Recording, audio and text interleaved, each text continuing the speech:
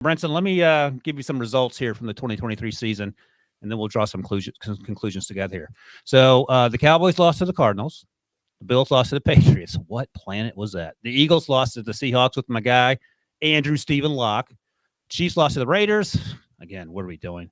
The Dolphins lost to the Titans. Shout out producer Harry. And the Ravens lost to the Steelers and Browns, as we talked about here. How much do you want to overreact to the way Brock Purdy and everyone was healthy for the beginning of this game? Trent Williams came out late. Brock Purdy came out with about half the fourth quarter to go. How much do you want to overreact about what this means for the next month? I don't want to overreact to it too much. I don't think, and Joe, our pal Joe Musso, who is a loyal chat YouTube watcher and chat avid chat joiner on this very show, asked me the same question on the HQ, and I don't think that you look at this game and say, well, the Brock Purdy story's over. Cute little run. You know, he's not going to win the MVP. He's now 19-1 to win MVP, and that's okay. Throwing 4 picks in a game on Christmas night with the entire world watching against the number 1 seed in the AFC when you're a 7-point favorite is going to cost you the MVP award. That's just how it works when you're the favorite. I thought that I tend to put, and obviously, you know, I'm not trying to flip it back on the Ravens, but I tend to put more of this on the Ravens and their defense and their ability to absolutely. Yeah. That's what I'm saying, to pressure him. I think Purdy is fine. I am concerned certainly that Trent Williams suffered an injury and had to leave this game. They said it was a groin, so I don't know if he could have come back in or not. But yeah, it was a groin. Yeah, and Purdy left with a stinger. It was one of those where he then was talking to Kyle Shanahan, and you could tell Kyle was like, "Look, dude, ain't no reason for you to go back out there down 14 with 2 minutes left. Like, let's lick our wounds and get out of here." I don't put that much. I don't look at this as which, by the way, was interesting conversation, because if they score on that one possession, it's a one-score game with 3 timeouts. 3 timeouts. Yeah, real interesting. Do you think he doesn't? Brock Purdy had to be pretty banged up for him not to go back in. Oh yeah, maybe in that situation. I think the Niners were kind of. I think Kyle Shanahan was kind of surprised that he got back in the game. You know what I mean? I don't know. I don't know about that. I get it, but you have 1st and goal at the 1 yard line with over 2 minutes left, and you're only down 2 touchdowns, and you have all 3 timeouts. I have my best guys out there trying to win this game. Breach, I don't want to spoil too much because we'll talk about it at the end of the show here, but does it matter for the 49ers if they lose this game in terms of their playoff futures in the NFC? Maybe that was part of the reason, unless you can tell me. You don't just give me like a 10-second answer so we don't spoil it. I will just say they beat down the Cowboys and Eagles, 2 of the better teams in the NFC, so badly, it's hard to see it mattering in that sense. But with Brock Purdy, we talked about it in the Bengals game back in October. If you fluster him, they can't. He struggles, and then they can't play from behind. So if you get the lead, they're horrible. We saw the stat tonight that Kyle Shanahan's 0-37 if his team's trailing by 8 or more points in the fourth quarter. There's no comebacks. They don't come back. So if you jump out quickly, you are going to win. That is how you beat them. This offense with Brock Purdy under center, and this is I don't know if this is more of an insult than the game manager thing. But it's not intended to be. It's just the reality of it. And look, it's hard to come back in the NFL.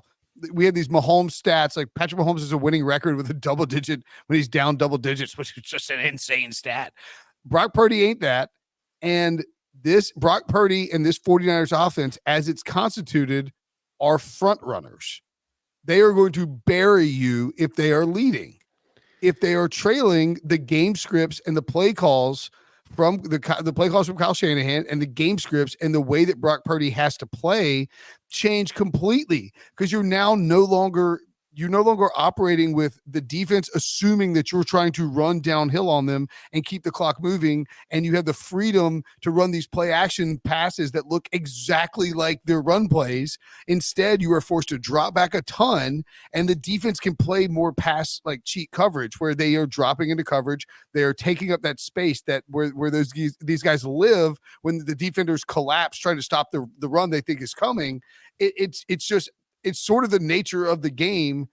You're not operating with a freewheeling Patrick Mahomes behind under center. You've got Brock Purdy, and that's let's play a little game here.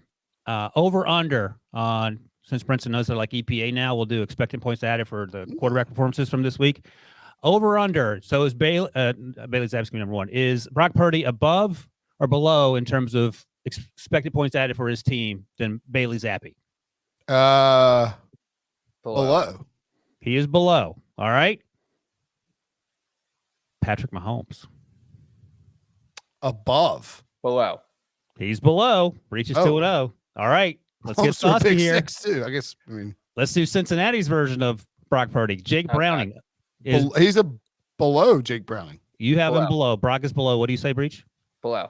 He is indeed below. Yes. Tommy DeVito, who got benched for Tyrod Taylor. Above. Below. He is indeed below. Ooh.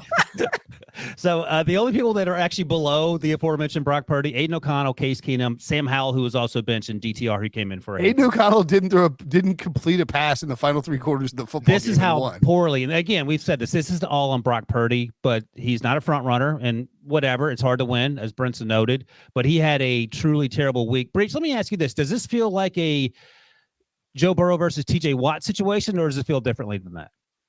What? Purdy versus Purdy versus just this game. Is that a lingering thing, or is it a 1 week and go thing?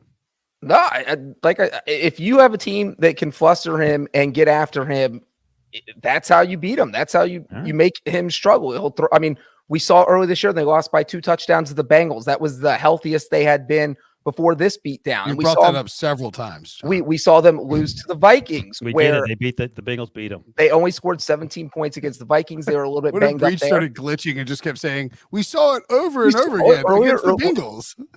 That And was we Breach's also Super saw it Bowl, it against turned out. The Minnesota Vikings. The Minnesota Vikings also did it with you get the pass rush, you get ahead, get them off their game script. All right, and Breach. they beat 'em.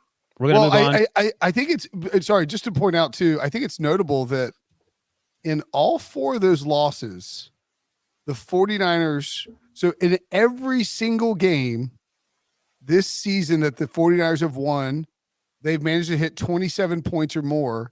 And in all 4 of those losses, they did not hit 20 points because they were in a spot where Purdy was being rushed and they were trailing and they were trying to come back. And look, the 49ers are fine. They're a really good team. I don't it's know if they're just- fine. I'll say this.